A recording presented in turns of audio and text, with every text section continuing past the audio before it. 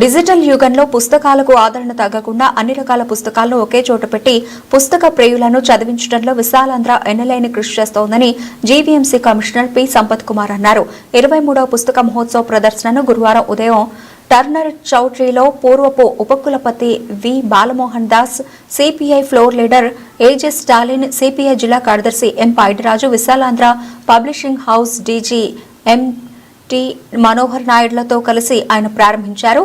అనంతరం పుస్తక మహోత్సవ ప్రాంగణంలో ఉన్న వివిధ రకాల పుస్తకాలను ఆయన తిలకించి సమీక్షించారు. అనంతరం జరిగిన సభలో ఆయన మాట్లాడుతూ భారతదేశంలో పుస్తకాలు చదవడం సంఖ్య ఇంకా తగ్గలేదని, డిజిటల్ యుగం వైపు ఆసక్తి చూపుతున్నప్పటికీ పుస్తకాల పఠనంతో అనేక ప్రత్యేకతలు ఉన్నాయని చెప్పారు. విశాలాంధ్ర అభ్యుదయం భావనతో అందరికీ అందుబాటు ధరలలో ప్రత్యేక పుస్తక ప్రదర్శన నిర్వహించడం అభినందనీయమన్నారు. ఆచార్య బాలమోహన్ దాస్ మాట్లాడుతూ పుస్తక ప్రదర్శన నేటి తరం యువతకు ఎంతో దోహదపడుతుందన్నారు. అన్ని రకాల అభిరుచులతో సోషల్ మీడియా, డిజిటల్ యుగం పరుగులు తీస్తున్న నేపథ్యంలో పుస్తకాన్ని ప్రాధాన్యత తగ్గడం లేదని, పుస్తకాల లోతైన విషయాలు తెలుసుకోవచ్చునని తెలిపారు. సభాధ్యక్షులు ఏజే స్టాలిన్ మాట్లాడుతూ విశాలాంధ్ర ప్రతి ఏటా పుస్తక ప్రదర్శన నిర్వహించి అన్ని పుస్తకాలు ఒకే చోట పుస్తక ప్రజలకు అందించడమే లక్ష్యంగా ఈ ప్రదర్శన డిసెంబర్ 10వ తేదీ వరకు నిర్వహిస్తుందన్నారు. అక్షరం అభ్యుదయం భావంతో సాహిత్య ప్రియులకు చేరువలో ప్రదర్శన ఉంటుందన్నారు. విశాలాంధ్ర పబ్లిషింగ్ హౌస్ డీజీఎంటీ మనోహర్ నాయుడు మాట్లాడుతూ తెలుగు రాష్ట్రాల విశాలాంధ్ర ప్రతి ఏటా పుస్తక ప్రదర్శన పేరిట పుస్తక ప్రియులకు దగ్గర అవుతోందన్నారు. చిన్నపిల్లల దగ్గర నుండి వృద్ధుల వరకు అన్ని రకాల అభిరుచులతో ఒకే వేదిక వద్ద దొరికే పుస్తకాల ప్రపంచం ఈ ఎగ్జిబిషన్ లక్ష్యం అన్నారు. విశాఖ ప్రజలు ఈ పుస్తక ప్రదర్శనను వినియోగించుకోవాలని సందర్భంగా కోరారు. ఈ కార్యక్రమంలో Visalaandhra book house manager PA Raju, Arasam Visakha జిల్లా ప్రధాన కార్యదర్శి ఉపల అప్పలరాజు, ఏఐటీసీ జిల్లా ప్రధాన కార్యదర్శి జిఎస్జే అచ్యుతరావు, ఇస్కాప రాష్ట్ర కార్యదర్శి టిఎస్ సుకుమారన్, సాహితీవేత్తలు వృద్ధుల కళ్యాణ రామారావు, మాటూరి శ్రీనివాసరావు, వెలమల సిమ్మన్న, సిఎన్ క్షేత్రపాల్, తెలుగు తండు సూరి శేఖర్, మంత్రి ప్రభాకర్, విశాలాంధ్ర బ్యూరో పి రామకృష్ణ తదితరులు పాల్గొన్నారు.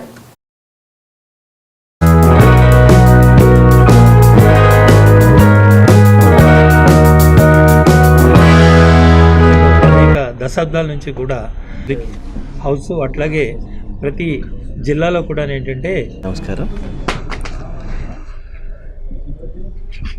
అదేవిధంగా ఇక్కడికి వచ్చినటువంటి పాత్రికేయ మిత్రులకు కూడా నా నమస్కారం. మనము పుస్తక పఠనం విషయానికి వస్తే మారుతున్నటువంటి సమాజంలో వీఆర్ ఇన్ డిజిటల్ వరల్డ్ అని చెప్పాలి. బుక్స్ కూడా డిజిటైజ్ అయిపోయాయి, కిండిల్ రీడర్స్ అని వచ్చాయి, మొబైల్లోనే కిండిల్ యాప్స్ వచ్చాయి. ఇతర భాషలకు సంబంధించిన పుస్తకాలు చదివేటప్పుడు వాటి మీద జస్ట్ ఒక చిన్న లాంగ్ ప్రెస్ ఇస్తే ఆ పర్టికులర్ పదం యొక్క అర్థాన్ని తెలిపే విధంగా డిక్షనరీస్ కూడా లోడ్ అయ్యి వచ్చాయి. ఏ రూపంలో ఉన్నప్పటికీ కూడా ఇందాక పెద్దలు చెప్పినట్టు, బాలమోహన్ దాస్ గారు చెప్పినట్టు, పుస్తకం అనేది మన ఇండియాలో 10.5 పేజీ మాత్రమే కాన్స్టెంట్ రీడర్స్ ఉన్నారు అనేది మనకున్నటువంటి యావరేజ్ లెక్క. అంటే 10 పేజీలు ఒక మనిషి కూర్చొని చదివేటువంటి అవకాశం లేదు. పుస్తకాన్ని అయితే కళ్ళు స్ట్రెయిన్ అవ్వవు, పెద్దగా ఇబ్బంది లేనటువంటి పరిస్థితి ఉంటుంది. అదే డిజిటల్లో మనం చదివినట్లయితే అది 1.5 పేజీకి మించి ఉండదు. మనం ఏదైనా సరే మనుషుల యొక్క టెండెన్సీ ఎలా ఉందంటే వీడియోస్ ఎంతసేపు అయినా చూస్తాం,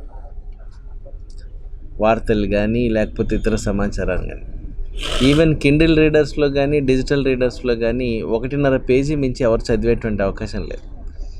ఈ పరిస్థితుల్లో పిల్లల్లో వచ్చినటువంటి ఈ మార్పుల్ని మనం గుర్తించి సాధ్యమైనంత వరకు ఫిజికల్గా పుస్తకాలు చదివించేటువంటి అలవాటుని చేయకపోతే క్రమక్రమంగా మనకు విలువలు అనేటివి తగ్గుతూ పోతున్నాయి. మనం పుస్తకాల విషయానికి వస్తే పెద్దవాళ్ళ శిక్ష గురించి మాట్లాడితే ఈరోజు కూడా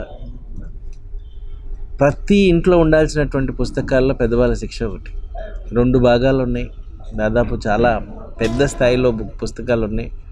బహుశా మా జనరేషన్ నుంచే పెద్దవాళ్ళ శిక్షను పక్కన పెట్టి ఇతర సిలబస్ని తీసుకొచ్చారు. అంతకు మా ముందు తరం వరకు కూడా పెద్దవాళ్ళ శిక్షనే చదువుకున్నారు. నా వయసు దాదాపు 45 సంవత్సరాలు.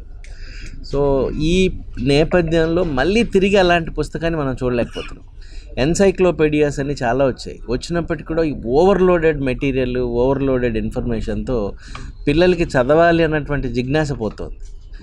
సో ఒక మంచి ఏదైనా సరే ఒక లైన్ చదివితే గుర్తుపెట్టుకునే విధంగా చాలా సరళమైనటువంటి భాష రాస్తూ ఉన్నటువంటి పెద్ద బాల శిక్షను మళ్ళీ తిరిగి పునరుద్ధరించాలి.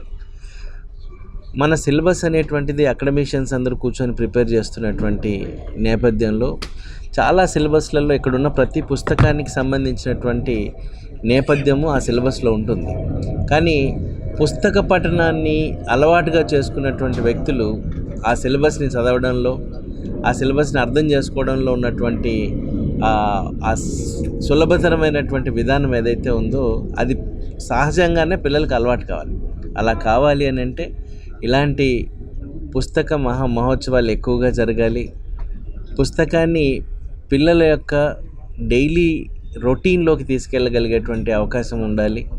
ఆ విధంగా తల్లిదండ్రులు వాళ్ళని ఆ విధంగా వాళ్ళని కార్యోన్ముఖం చేయాల్సినటువంటి అవసరం ఉంది. అదేవిధంగా విద్యాలయాలు కానీ ప్రతి చోట కూడా బుక్ రీడింగ్ అనేది ఒక హ్యాబిట్ కావాలి. ఈ రోజుకి చాలా బుక్స్, ఇప్పుడు నేను కూడా మంచి బుక్ రీడింగ్ అలవాటు ఉన్నటువంటి వ్యక్తిని. చాలా పుస్తకాలు చదివాం. ఇప్పటికి కూడా మర్చిపోలేని పుస్తకాలు కొన్ని ఉంటాయి. మోడ్రన్ బుక్స్ కూడా చాలా అద్భుతమైనటువంటి పుస్తకాలు వస్తున్నాయి ఈ మధ్య పర్సనాలిటీ డెవలప్మెంట్ విషయాల్లో. సో వాటిని ఒక కిట్ లాగా తయారు చేసి మనం ఒక సిలబస్ రూపంలోకి పిల్లల యొక్క ఫర్ ఎగ్జాంపుల్ 15 years దాటినోడు ఈ కిట్ చదవాలి, 20 years దాటినోడు ఈ కిట్ చదవాలి, 25 years దాటినోడు ఈ కిట్ చదవాలని రాబోయే రోజుల్లో రాబోతాయి అనుకుంటున్నాను నేను. ఎందుకంటే ఆ ఏజ్ గ్రూప్స్కి ఉపయోగపడేటువంటివన్నీ కూడా ఒక కిట్ రూపంలోకి వస్తే చాలా సులభంగా పిల్లలు ఒక కాంప్రహెన్సివ్ అండర్స్టాండింగ్ అనేటువంటిది తెచ్చుకుంటారు. చాలా సందర్భాల్లో పుస్తకాలు ఒక రచయిత ఒక రకంగా చెప్తే ఇంకో రచయిత ఇంకో రకంగా చెప్తూ ఉంటాడు. సో ఆ కన్ఫ్యూజన్ లేకుండా పిల్లలకి ఒక కాంప్రహెన్సివ్నెస్ని తీసుకొచ్చే విధంగా పుస్తక సంస్థలు కూడా పనిచేయాల్సినటువంటి అవసరం ఉంది, రచయితలు కూడా పనిచేయాల్సిన అవసరం ఉంది. ఆ విధంగా చేస్తారని.